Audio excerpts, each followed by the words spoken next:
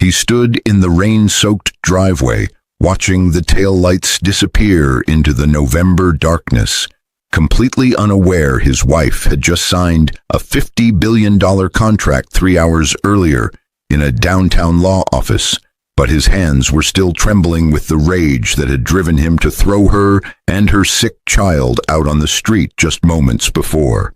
The fever-stricken little girl's coughs still echoed in his ears, but his pride had built walls too thick to let guilt penetrate, at least not yet. She had begged him to wait just one more day, to let her explain the phone calls and the mysterious meetings, but he'd seen her worn-out clothes and empty bank account as proof of her worthlessness. He thought he was finally free from the burden of a failing marriage and a stepdaughter who wasn't even his blood, but the universe had already set in motion a chain of events that would make him regret it instantly. What he didn't know was that the contract she'd signed wasn't just any business deal. It was the culmination of 7 years of secret negotiations, hidden genius, and a technology patent that would reshape the entire global economy. But more devastating than losing $50 billion was what she did next. A move so calculated and crushing, it would destroy not just his future, but his very identity, leaving him with a revelation that would haunt him forever. The question wasn't whether he'd try to get her back. It was whether he'd survive what she had planned for the man who threw away the most powerful woman in America like she was nothing. The argument had started over burnt toast, but that was never really what it was about. David Mitchell stood in the kitchen of their cramped 2-bedroom apartment, his tie loosened after another soul-crushing day at Henderson and Associates, where he pushed papers for partners who barely knew his name. But he'd convinced himself he was just one promotion away from the life he deserved. His wife Emma had been at the stove, her hair pulled back in the same messy ponytail she'd worn for 3 years straight. But there was something different in her eyes that morning, a kind of electricity he'd mistaken for anxiety. "I need to talk to you about something important," Emma had said, her voice steady despite the chaos of their 8-year-old daughter Lily's coughing fit in the next room. But David had already checked out of the conversation. "Not now," he'd snapped, brushing past her to grab his coffee, but the mug slipped from her tired fingers and shattered across the linoleum floor. That's when something inside him broke too. The explosion that followed wasn't sudden. It was the culmination of 1,000 small resentments that had been building like pressure in a sealed container, but Emma had seen it coming for months. David had been different lately, more distant, more critical, spending longer hours at the office and coming home smelling of expensive perfume that wasn't hers, but she'd been too buried in her own secret world to confront him. She'd been carrying the weight of something so massive, so world-altering that his petty affairs seemed like children playing in a sandbox. But she'd wanted to tell him, wanted to share the victory that was just hours away. "You're useless," David had said, the words cutting through the morning air like shards of the broken mug, but he didn't stop there. "Look at this place. Look at you. I'm breaking my back at the firm, and what do? You sit here with a kid who isn't even mine, playing on your laptop like you're going to invent the next big thing." The irony of those words would later make him vomit. Emma had flinched, but not from the insult. She'd grown immune to those over the years, but from the mention of Lily, her daughter from a previous relationship that had ended in tragedy. Lily's father had died in a construction accident 6 months before she was born, but David had promised to love her as his own when he'd slipped that cheap ring on Emma's finger 4 years ago. That promise, like so many others, had rotted away. "David, if you'd just let me explain," Emma had started, reaching for her phone where the email confirmation sat waiting, but he'd slapped it out of her hand. "Explain what? Another failed pitch? Another investor who laughed you out of the room?" His voice had risen to a shout, loud enough to make Lily's coughing turn to crying, but he was too far gone to care. I'm done. I'm done with this poverty, with playing daddy to someone else's mistake, with a wife who contributes nothing. The words someone else's mistake had hung in the air like poison gas, but Emma's face had gone completely still, not with hurt, but with a kind of cold calculation that should have warned him. From the bedroom, Lily had called out, her voice weak with fever. "Mommy, my head hurts really bad." Emma had moved toward the sound, but David had grabbed her arm, his fingers digging in hard enough to leave marks, but not hard enough to match the bruise he was about to leave on his own fate. "Where do you think you're going?" he'd demanded. But there was something in his eyes that went beyond anger. It was disgust, the kind reserved for something you scrape off your shoe. "My daughter needs me," Emma had said quietly, but with a core of steel he'd never heard before. "She's sick, David. She needs to see a doctor." "Then take her and get out," he'd said, the words tumbling out before his brain could catch them, but his pride wouldn't let him take them back. "I want both of you gone, today, now." Emma had stared at him for a long moment, and in that pause, the entire trajectory of both their lives had pivoted on an invisible axis, but neither of them knew it yet. "You're serious?" she'd said, not a question but a statement, but there was no pleading in her voice, only assessment. "Dead serious," David had confirmed, crossing his arms, but there was a flutter in his chest that might have been his last chance at redemption trying to break free. "I'm tired of carrying you. Pack your stuff and go back to whatever trailer park you crawled out of." The trailer park comment was particularly cruel because Emma had indeed grown up in a mobile home in rural Kentucky, but she'd clawed her way through state school on scholarships, teaching herself coding languages in a public library, building something extraordinary in the few hours between retail shifts and caring for her dying mother. David knew this history, had once claimed to admire it, but now he weaponized it like a knife to the softest parts of her. Emma had simply nodded, gone to the bedroom where Lily lay sweating through her sheets, and begun packing their sparse belongings into 2 battered suitcases. But her hands hadn't shaken. David had watched from the doorway, expecting tears or bargaining, but she'd moved with the efficiency of someone executing a pre-planned extraction.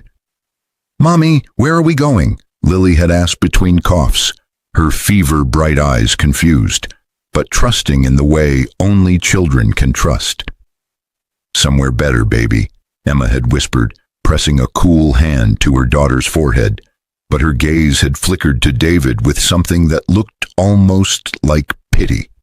20 minutes later, they'd stood by the apartment door, Emma holding Lily wrapped in a thin blanket while the little girl's body shook with chills, but David had remained unmoved. "The rent's due in 3 days," Emma had said, her voice flat, but there was subtext layered beneath that he was too angry to decode. "You'll need to..." "I'll need to what?" "Finally live my life without your dead weight." He'd laughed, the sound harsh and brittle, but there was a manic edge to it that suggested he was trying to convince himself. "I've got it covered, Emma. I've always had it covered. Without you draining my resources, I'll finally get somewhere." Emma had adjusted Lily in her arms, the little girl's hot face pressed against her shoulder, but before leaving she'd turned back one last time. "David," she'd said, and something in her tone should have made him listen, but his ears were closed. "In about 6 hours, you're going to get a phone call. When you do, remember this moment. Remember exactly how you treated us today." "Is that a threat?" He'd sneered, but there was a tiny seed of doubt planting itself in his gut. "No," Emma had replied, and for just a second, the exhausted woman disappeared, and something powerful stood in her place. But then Lily coughed again, and the moment passed. "It's a prophecy."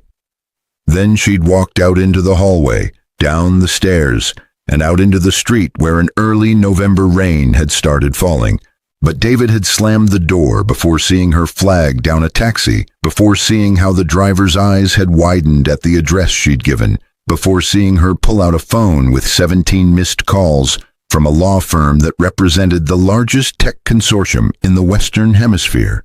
He'd stood in the sudden silence of the apartment, his chest heaving with self-righteous anger. But underneath it was something else, a creeping sensation that he'd just made a mistake. But he'd shoved it down deep.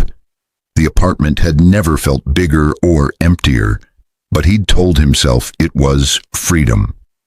7 hours earlier, while David had been sitting in a conference room, pretending to understand corporate litigation, Emma had been in a glass-walled office on the 47th floor of the Morrison Tower, but she wasn't begging for scraps like David imagined. She was negotiating the final terms of the most significant technology transfer in modern history. Emma's laptop work over the past 3 years hadn't been playing around. She'd been developing a revolutionary artificial intelligence architecture that could process quantum computing data through classical systems, essentially creating a bridge that made quantum technology commercially viable for everyday applications. But more than that, she'd solved the decoherence problem that had stumped every major tech company for 2 decades. Her algorithm, which she'd coded in stolen hours while David slept and Lily napped, was so elegant and so powerful that when she'd finally revealed it to her former graduate school advisor, the woman had literally dropped her phone. The advisor, Dr. Patricia Hughes, had immediately understood what she was looking at, but she'd also understood that Emma needed protection, the kind that comes with serious legal representation and NDAs thick enough to stop corporate espionage. Within weeks, every major player in tech had been quietly contacted, but Emma had been strategic. She didn't want a bidding war that would drag out for years. She wanted a consortium deal that would lock in permanent revenue streams and protect her patent rights internationally. The negotiations had been conducted in absolute secrecy, but the stress had aged Emma visibly. David had noticed her exhaustion but attributed it to laziness, not to the 3 a.m. video calls with lawyers in Singapore and Seoul, not to the pressure of representatives from companies worth trillions, collectively all wanting a piece of what she'd built. The morning she'd tried to tell David over breakfast had been the morning of the final signing, but he'd shut her down before she could explain that the offer had been finalized.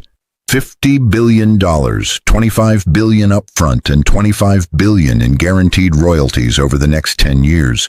But beyond the money was the prestige, the patents in her name alone, the guaranteed board seat on the consortium's steering committee.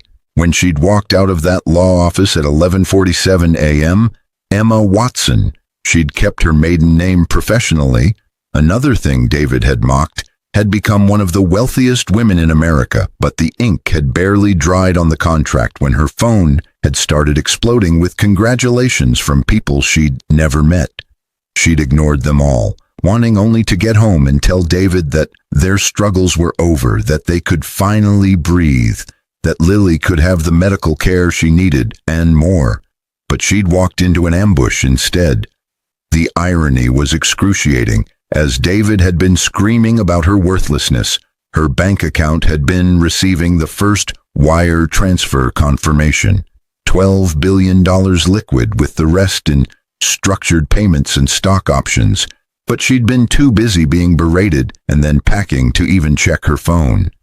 Now, sitting in the back of a taxi that was taking her and Lily to a private medical clinic recommended by her new legal team, Emma had finally looked at her device, but instead of triumph, she'd felt only a cold, crystalline rage.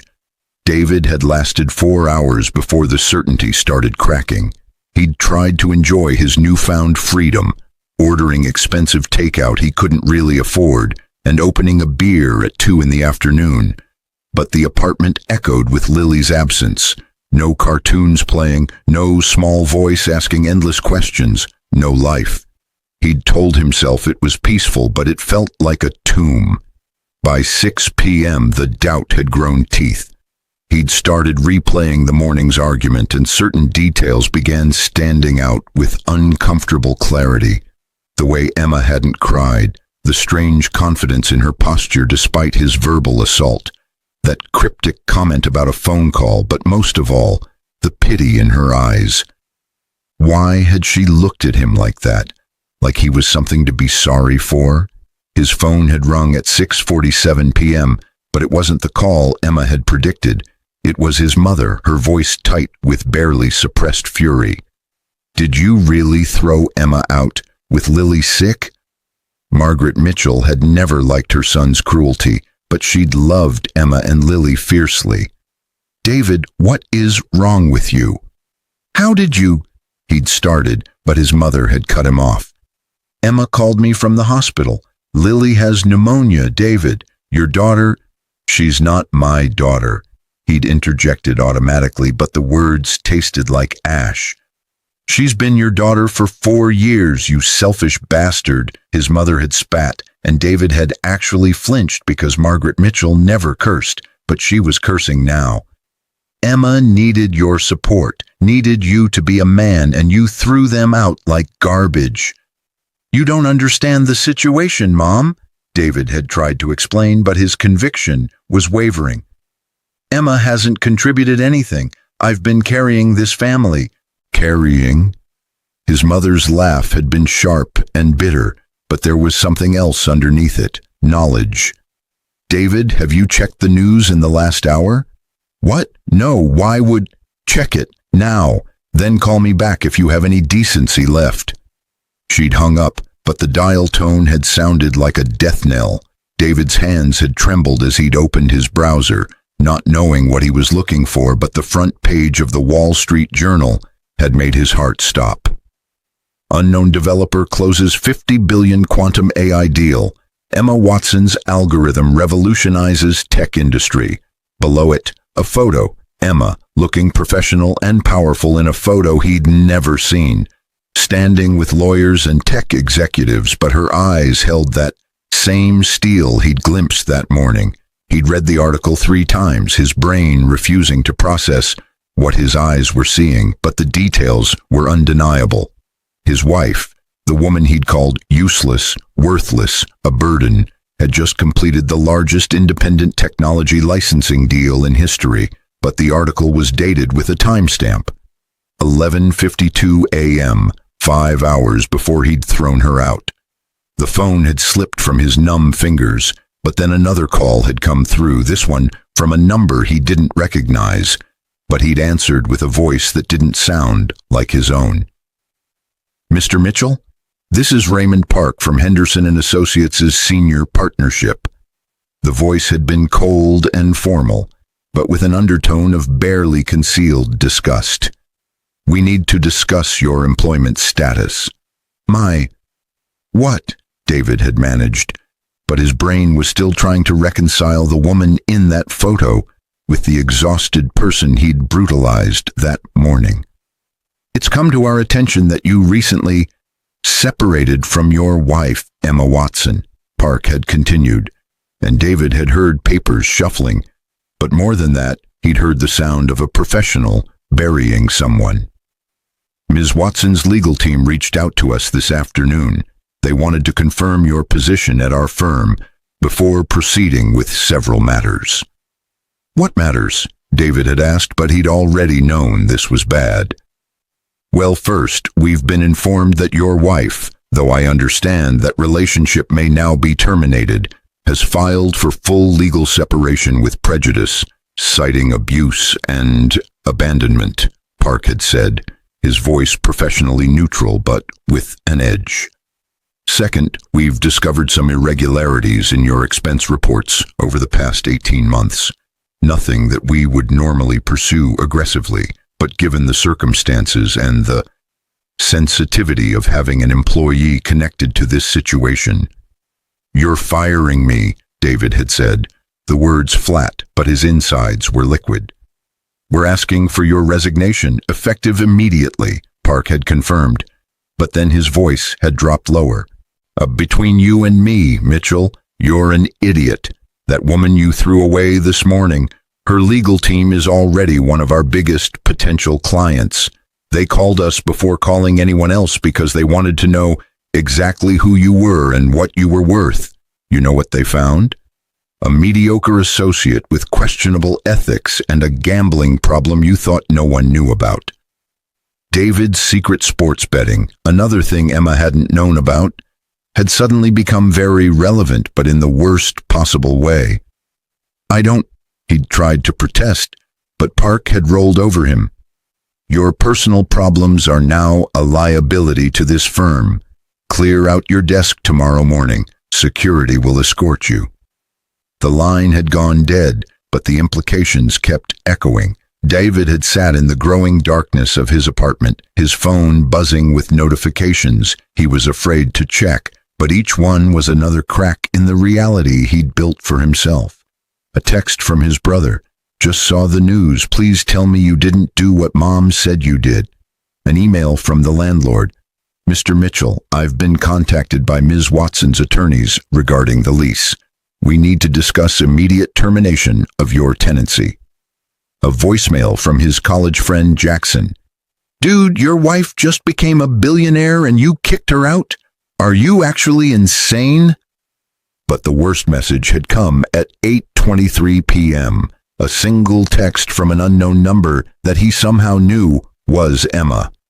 I tried to tell you this morning. I wanted us to celebrate together. I wanted Lily to have a father, but you showed me exactly who you are. The papers will be served tomorrow. Don't try to contact me. There's nothing left to say. Below it, a link to a live press conference that had apparently just concluded, but David's finger had hovered over it for a full minute before he'd clicked. But he'd needed to see. The video had shown Emma transformed, not just cleaned up, but radiating a confidence that seemed to light the screen. But she was flanked by lawyers who looked like they could buy and sell small countries. A reporter had asked the question David was mentally screaming. Ms. Watson, there are rumors about your personal life, about a separation from your husband. Can you comment? Emma's smile had been serene, but her eyes had been ice. But more terrifying was the calculation visible in them. This wasn't emotional reaction, but strategic execution. I can confirm that I've filed for legal separation from David Mitchell, she'd said, her voice clear and strong, but without a trace of the exhaustion he'd always heard. This morning, he threw me and my 8-year-old daughter, who was suffering from a severe fever, out of our home. He was unaware that just hours earlier, I had signed the contract you're all here to discuss. His exact words were that I was useless and that my daughter was someone else's mistake. The press room had erupted, but Emma had held up a hand, and the silence that followed had been immediate and total. The power dynamics were already clear, but they were being broadcast worldwide.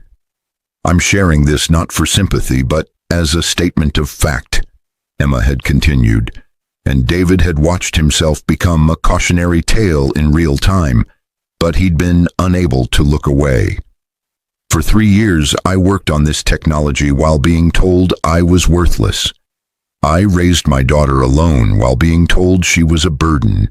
I endured emotional abuse while building something that will change the world. So let this be clear. I owe my success to no one but myself and the people who believed in my work, not my character assassination. Another reporter had jumped in. Will Mr. Mitchell receive any portion of the settlement? Marital assets? No, Emma had cut in, and her smile had widened, but it wasn't kind. We had a post-nuptial agreement drafted 2 years ago when I first began serious negotiations. David signed it without reading it. He said my little projects weren't worth his time to review. But that agreement specifies that any intellectual property developed independently belongs solely to the originating party. David signed away any claim to my work, and by extension, any financial benefit from it. He'll receive nothing. David had made a sound then, something between a sob and a laugh, but it had come out as a choke, but Emma hadn't been done. Furthermore, she'd continued, And this was where the knife had really twisted, but she'd delivered it with the precision of a surgeon. Any attempts to claim abandonment or seek alimony will be met with full legal disclosure of his gambling debts, his affair with a paralegal at his former firm. Yes, I knew about that. And his systematic financial manipulation of our shared accounts to fund his personal entertainment. I have documentation of everything. The room had exploded with shouted questions, but Emma had simply stood, her lawyers closing ranks around her, and she'd walked out of frame. But her final words had been caught by a hot mic. I gave him every chance to be part of something amazing. He chose cruelty instead. That's on him forever. The next 72 hours had been David's descent into a hell of his own making, but Emma's actions had been methodical and devastating. The eviction notice had come first, delivered by a process server who'd looked at David with unconcealed contempt. But it wasn't just eviction. Emma had bought the entire building through a shell company, and she was demolishing it for redevelopment. All tenants were being relocated with generous compensation packages, but David's notice had specified termination for cause with no compensation due to breach of lease and moral turpitude clause. He'd had to Google moral turpitude, but the definition had burned. Conduct contrary to justice, honesty, or good morals. His belongings had been packed by professional movers. Emma had even paid for that. But they'd been moved to a storage unit in the industrial outskirts of the city, with 3 months' rent prepaid. But after that, David was on his own. The message was clear. She wasn't going to let him be homeless, but she wasn't going to make it comfortable either. His car had been repossessed. It turned out Emma had been making the payments for the last year without telling him, but now she'd stopped, and David's credit was too destroyed to take over. His gym membership, his subscription services, even his phone plan, all canceled, all revealed to have been subsidized by the woman he'd called a leech. But the irony was so thick he could choke on it. But the professional destruction had been even more surgical. Emma's legal team had quietly reached out to every major law firm in the city, not to badmouth David directly, but simply to inform them that any representation of David Mitchell in matters relating to Emma Watson would be viewed as a conflict of interest given the consortium's extensive legal relationships. But the effect was that no reputable attorney would touch him. He'd become professionally radioactive. The media had latched onto the story with the fervor of sharks smelling blood. But Emma had controlled the narrative perfectly. She'd released just enough information to make David look like a villain, the sick child, the timing, his own cruel words, but not so much that she seemed vindictive, just factual. Public opinion had crucified him, but Emma had remained above the fray, focusing on her work and her daughter. Lily's pneumonia had been treated at the best private hospital in the state, but Emma had made sure photos of her daughter recovering, surrounded by toys and flowers and smiling nurses, were released to select media outlets. The caption had been simple: Emma Watson's daughter Lily recovers after being thrown out by stepfather David Mitchell while suffering from 104-degree fever. The custody situation had been even more brutal. Emma had filed for a restraining order, citing emotional abuse and abandonment of a minor in his care. But David hadn't even contested it. What would be the point? Every text, every email, every social media post he'd ever made about Lily had been archived and presented as evidence of his disdain, but his own words had convicted him. 3 weeks after that morning, David had been living in a rented room in a house with 4 other people, working a temp job doing data entry, but his fall from mediocrity to abject failure had been so swift and so public that he'd become a meme, the cautionary tale of the man who'd thrown away everything. His mother had stopped taking his calls, but she'd started sending checks to Emma for Lily's college fund. each one a silent indictment of her son.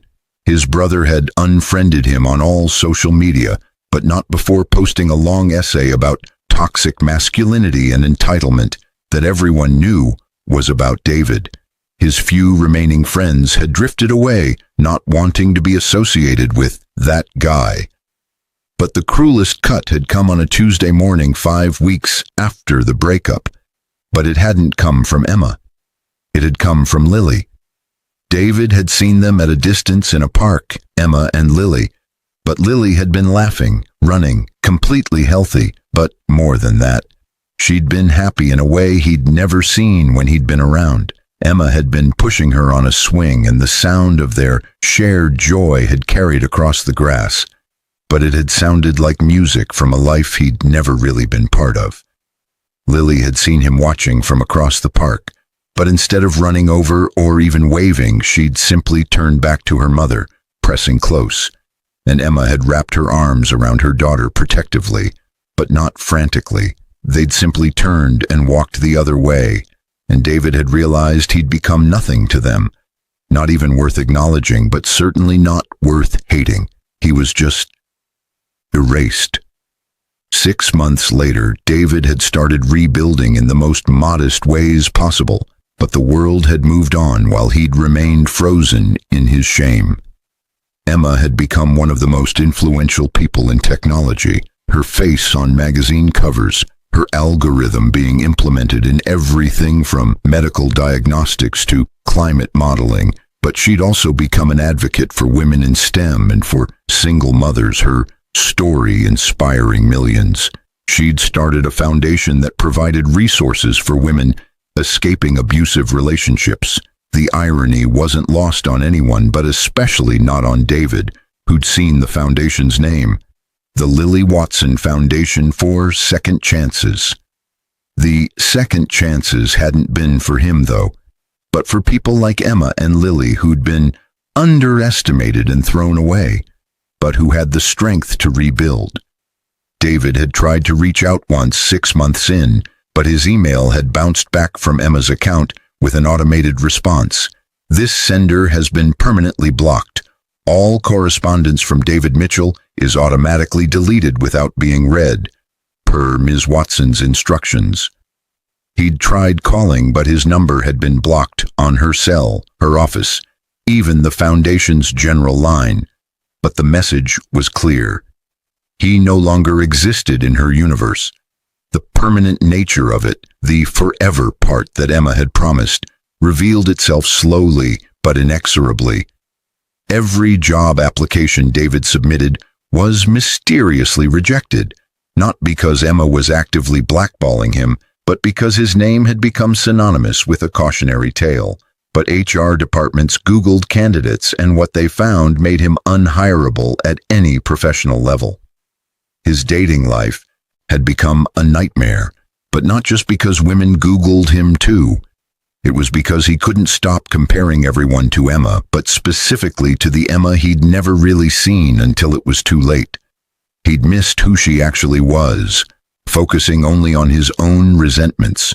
But now he could see clearly all that he'd destroyed.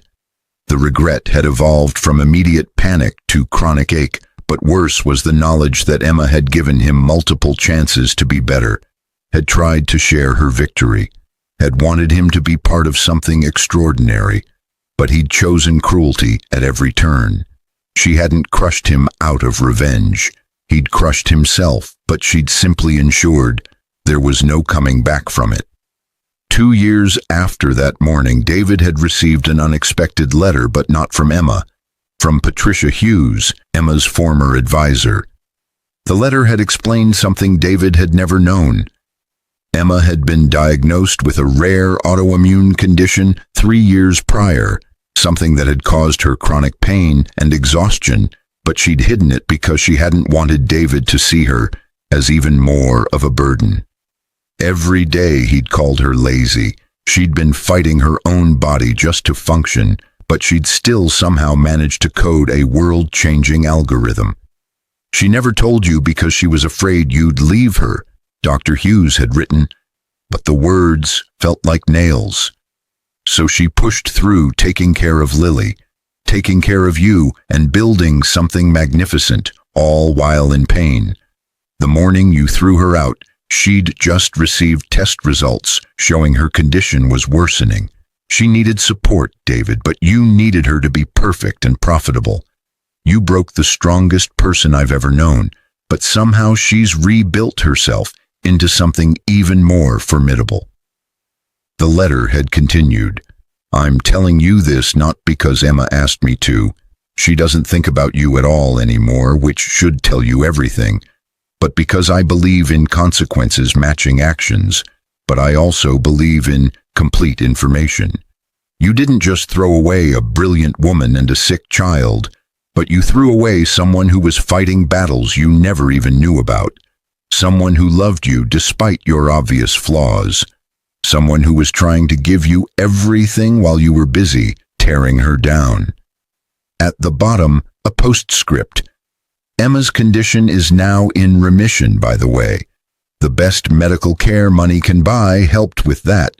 But more than that, removing stress from her life made all the difference. You were the stress, David. Your absence healed her.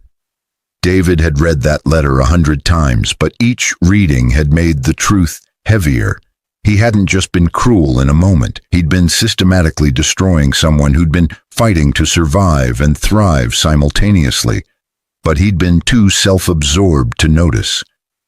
3 years after that, November morning, David had been working as a night security guard at a tech campus, but he'd finally achieved a kind of stability, even if it was at the bottom of the ladder he'd once thought he was climbing. One night, Emma had walked through the building's lobby, there for a late meeting about a new project, but their eyes had met across the marble expanse. She'd been flanked by assistants and executives clearly in the middle of something important, but she'd stopped when she'd seen him. For a moment, David had thought maybe, just maybe, there could be some acknowledgement, some closure, but Emma had simply studied him with those same clear eyes that had looked at him with pity that last morning. Then Lily had appeared from behind her mother's entourage, now 11 years old and confident, but when she'd seen David, she'd grabbed Emma's hand. "Is that him?" Lily had asked, her voice carrying in the quiet lobby, but there was no recognition in her eyes, only curiosity about someone her mother had once known. "Yes," Emma had said simply, but she'd smiled at her daughter. "But he's not important, sweetheart. Just someone who was part of our old life, but not our better one."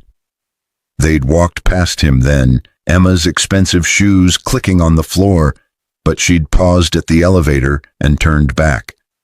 "David," she'd said, and he'd straightened instinctively, but hoping for something. Forgiveness, acknowledgement, anything.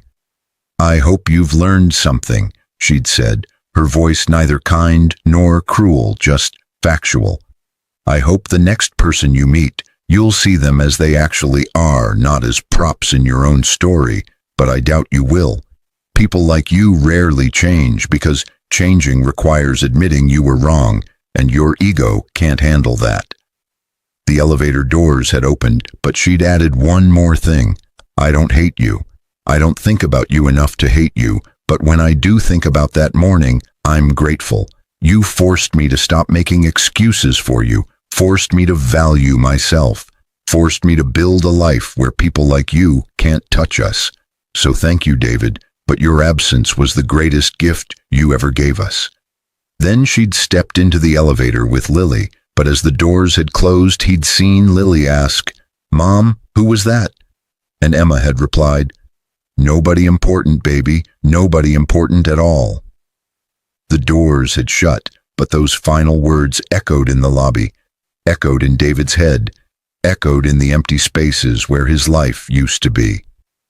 5 years after throwing his wife and her sick child out on the street, unaware she'd just signed a $50 billion contract, David Mitchell lived with the consequences that Emma had promised would crush him forever.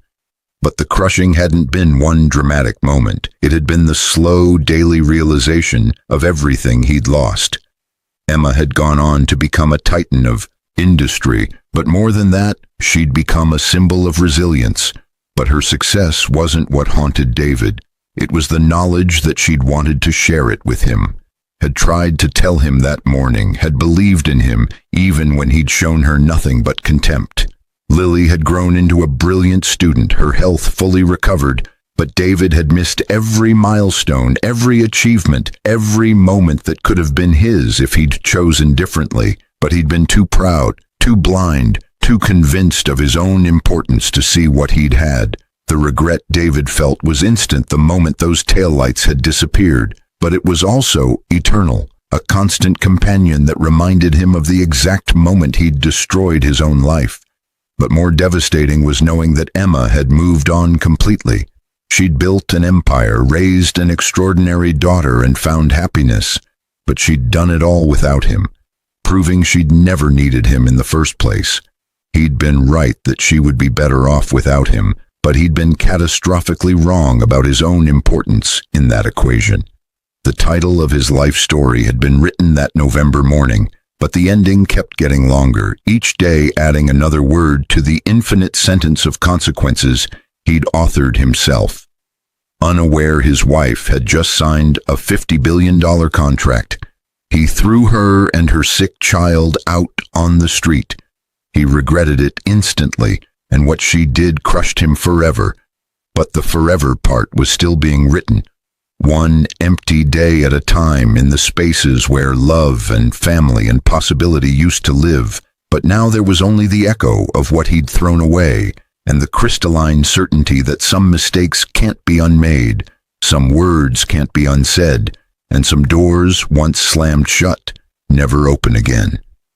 10 years had passed since that November morning, but David Mitchell still woke up, calculating the difference between what he had and what he'd thrown away. The math was simple, but devastating. Emma's net worth had grown to over $200 billion through smart investments and continued innovation, but David made $42,000 a year managing a small storage facility on the outskirts of town. The numbers told one story, but the human cost told another. He'd tried therapy for a while, but sitting across from Dr. Morrison every Tuesday had felt like excavating a wound that never quite healed, but the therapist had been relentless in pushing him toward accountability. "You keep talking about what you lost," Dr. Morrison had said during their final session, but his tone had been sharp with frustration. "You never talk about what you destroyed. Emma didn't take anything from you, David. You burned it all down yourself, and you're angry that she wouldn't stay in the ashes with you." David had stopped going after that because the truth was a mirror he couldn't stand to look into, but the reflection followed him everywhere anyway. He'd seen Emma twice more over the years, both times from a distance that felt like continents, even though it was only across a street or through a window. But each sighting had been a knife to whatever remained of his pride. The first time had been 4 years after their separation, when Emma had been giving a commencement speech at the state university, but David had been there fixing a broken lock on a maintenance door. He'd watched through a crack as she'd addressed thousands of graduates, her voice amplified across the quad. But what had struck him wasn't her success or her eloquence. It was Lily standing in the front row, 15 years old, and looking at her mother with such pure admiration that it had made David's chest physically hurt. "My mother taught me that your value isn't determined by who recognizes it," Lily had said in a student speech that preceded Emma's, but her words had carried the weight of lived experience. "She taught me that when people try to make you small, you don't shrink. You build something so big they can't ignore it. But more importantly, you build it for yourself, not for them. She taught me that the people who truly matter will see you, even when you're invisible to everyone else." David had known, watching that moment, that he'd lost more than a wife and stepdaughter. He'd lost the chance to be the person who saw them, but instead, he'd been the person who'd made them invisible to himself through willful blindness. The second sighting had been just last year at a random coffee shop in a neighborhood David rarely visited, but Emma had been there with a man who looked kind, who'd pulled out her chair and made her laugh in a way David didn't remember ever achieving. They'd been comfortable together, their body language speaking of genuine partnership. But what had destroyed David wasn't jealousy, exactly. It was the recognition that Emma had found what he'd been too broken to give her. The man had said something, and Emma had reached across the table to squeeze his hand, but the gesture was so simple and so full of trust that David had felt like he was watching through a window into a life he'd forfeited his right to enter. Lily had been there too, now 19 and home from MIT, where she was apparently studying bioengineering, but she'd been showing them something on her phone, all three of them laughing at whatever it was. They'd looked like a family, complete and whole, but David was the missing piece that had never actually been necessary. He'd been an obstacle they'd overcome, not a foundation they'd built on. He'd left the coffee shop without ordering, but his hands had been shaking so badly he'd had to sit in his car for 20 minutes before he could drive. His mother had died 2 years ago, but she'd left everything to Emma and Lily in her will, with a note that had been read aloud by the lawyer. To Emma, who showed more grace than my son deserved, and to Lily, the granddaughter of my heart, if not my blood, you are my legacy, not him. David had been left his mother's collection of ceramic birds, 12 pieces worth maybe $300 total, but the message had been clear. Even his own mother had recognized what he'd destroyed and had chosen to invest in the people he'd thrown away.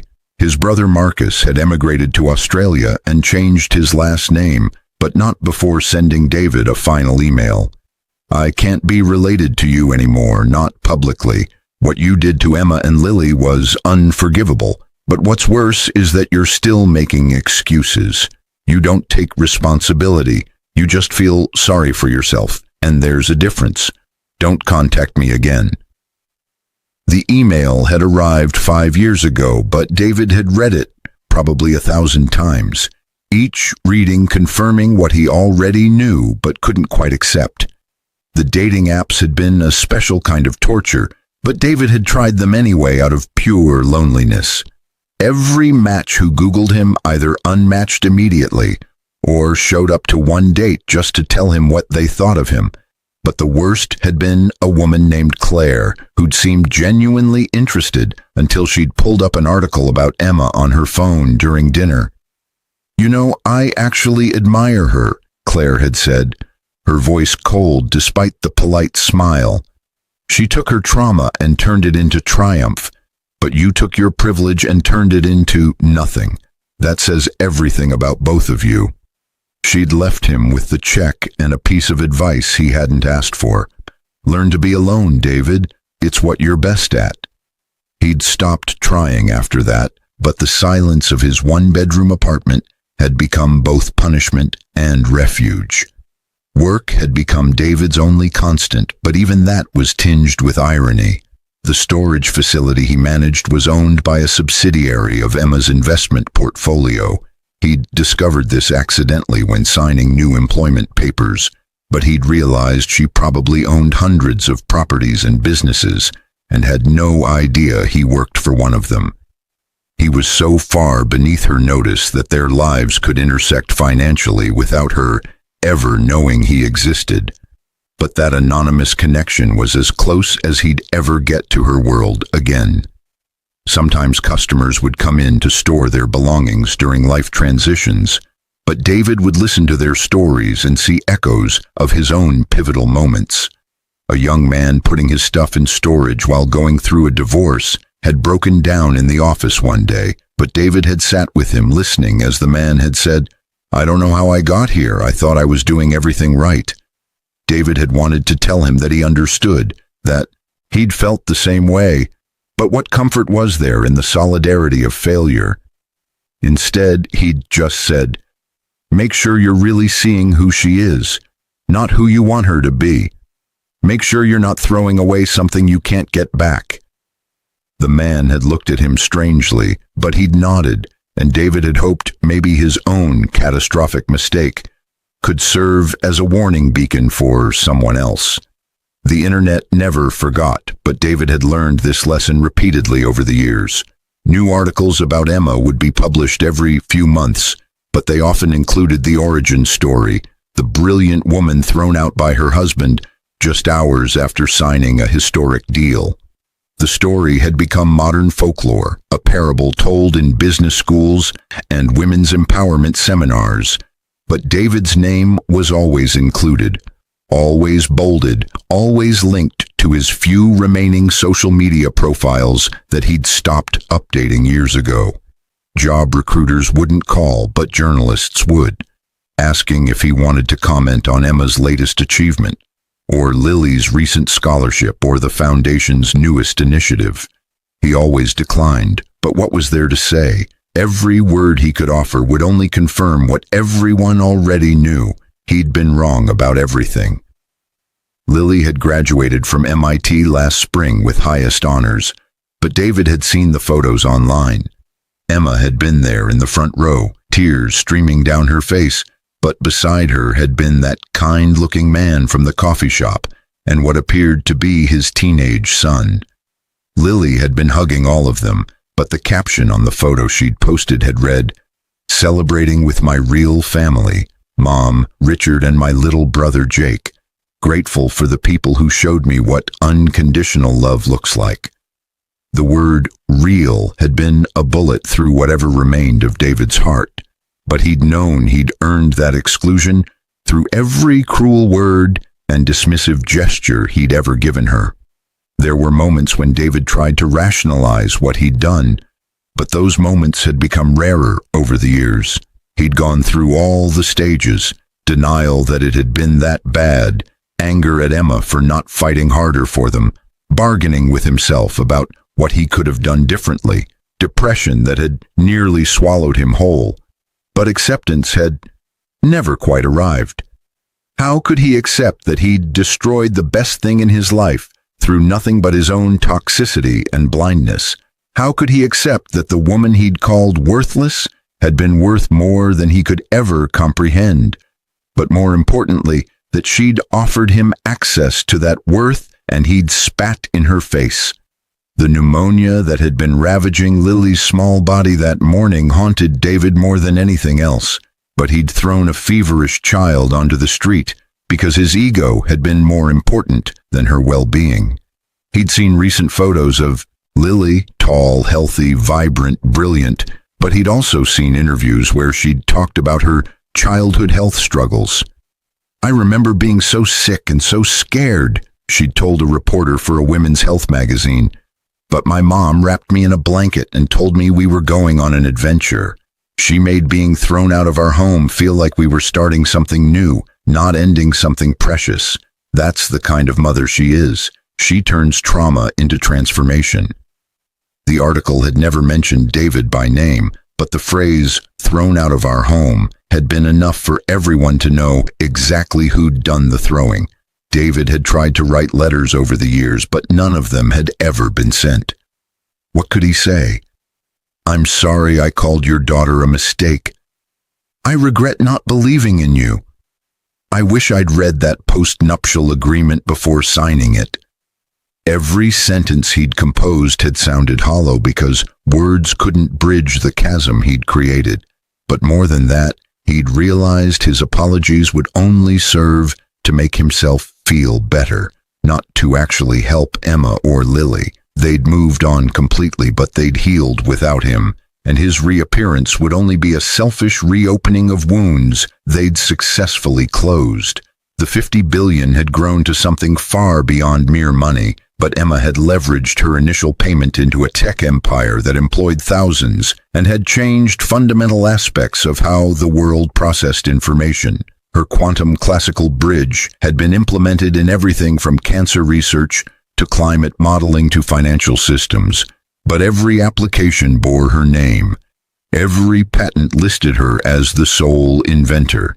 Every story about the technology mentioned the woman who'd built it in stolen hours while being told she was worthless. David's absence from that narrative was so complete that he'd effectively been erased. But his brief mention in origin stories served only as the villain who'd provided motivation through cruelty. Sometimes David would calculate what his life might have looked like if he'd just waited, if he'd just listened that morning instead of exploding, but the numbers were incomprehensible. Community property laws wouldn't have applied thanks to the post-nuptial agreement he'd signed without reading, but if he'd been supportive, if he'd been a partner, Emma might have shared the wealth voluntarily. More than the money, though, he'd have had a family. He'd have watched Lily grow up, would have been at her graduation, would have been uncle to whatever children his brother might have had if Marcus hadn't cut him off completely. He'd have had his mother's love in her final years instead of dying estranged. He'd have had respect, purpose, belonging, but instead he had a one-bedroom apartment with second-hand furniture and a job that paid just enough to keep him from homelessness, but not enough to build anything resembling a future. The instant regret he'd felt that November evening had never subsided, but it had evolved into something more complex, a full understanding of exactly how much he'd destroyed, and exactly how deliberate that destruction had been. It wasn't a moment of anger, it had been a pattern of contempt, a systematic devaluation of someone extraordinary, a choice to be cruel when he could have been kind. But these realizations came too late to matter to anyone but himself. Emma's promise that what she did would crush him forever had proven absolutely accurate, but the crushing hadn't been through legal action or public humiliation, though both had certainly happened. The real crushing had been watching her thrive without him, watching Lily grow into an exceptional young woman who didn't need a father because she had a mother who was enough, watching Emma find love with someone who apparently knew how to value her. But most of all, the crushing came from the knowledge that he'd been offered a front-row seat to something miraculous, and he'd chosen to leave the theater because he hadn't liked the view from his own distorted perspective. 10 years later, David Mitchell existed in the margins of a story that had moved on without him, but he was the cautionary footnote in Emma Watson's biography, the example of what to avoid in Lily's understanding of relationships, the name that came up in search results only attached to someone else's triumph. He'd wanted freedom that morning, but freedom from what? From a woman who'd loved him despite his flaws, from a child who'd called him dad even though he'd never earned the title, from the responsibility of being part of something bigger than himself. He'd gotten his freedom, but it had turned out to be just another word for nothing left to lose, and in the empty spaces of his small life, David finally understood what Emma had known that morning when she'd looked at him with pity. She hadn't needed him to become extraordinary, but he desperately needed her to become anything more than what he was. She'd been the one carrying him all along, but he'd been too proud and too blind to see it. And now he was exactly what he'd always been without her. Ordinary, forgettable, and profoundly alone. The regret was instant, but the crushing was forever, and forever turned out to be much longer than David Mitchell had ever imagined when he'd slammed that door 10 years ago on a November morning that had divided his life into before and after, but with no possibility of return.